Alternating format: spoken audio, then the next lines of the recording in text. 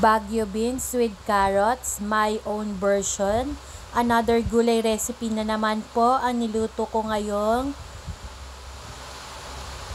napaka-healthy, budget-friendly at napakasarap po na Baguio beans with carrots. Una ko pong inilagay yung pangsahog na baboy. Pinrito-prito ko lang po siya ng konti. And then maya-maya po isinunod ko na yung bawang po. Sinangkutsa ko lang yung bawang. And then maya-maya po kasunod na rin po ang sibuyas. Hinintay ko lang po lumabas yung aroma ng bawang at sibuyas. And then kamatis naman po yung kasunod. Hinalo ko lang po siya mabuti. And then para lumambot po yung kamatis. And then yung medyo malambot na po yung kamatis, okay na po siya. Isinunod ko naman po agad yung carrots.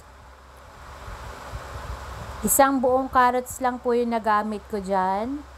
And then hinalo ko po siya mabuti para maluto naman po yung carrots.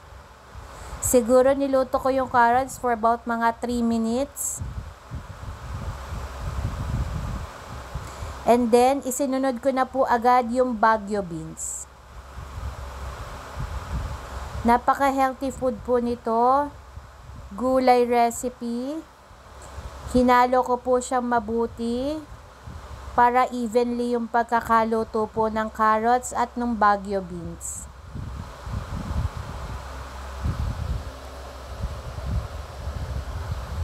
Pagkahalo ko po, nilagyan ko rin po siya ng bell pepper. And then, maya-maya po, tinimplahan ko na po siya ng mga seasoning.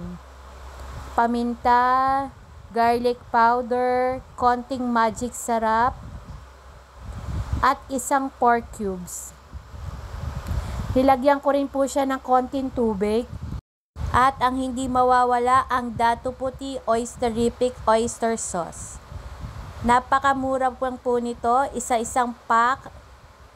Kalahati lang po yung inilagay ko at malasang-malasa na po siya. Oysterific Dato Puti Oyster Sauce. Hinalo ko po siya. And then, pinakulo ko po siya for about mga 3 minutes ulit. And almost done. Come on, let's eat. Baguio beans with carrots. Good vibes only. Tikman na po natin.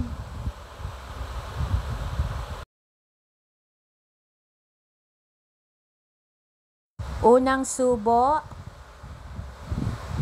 Masarap, malinamnam. Kain po tayo.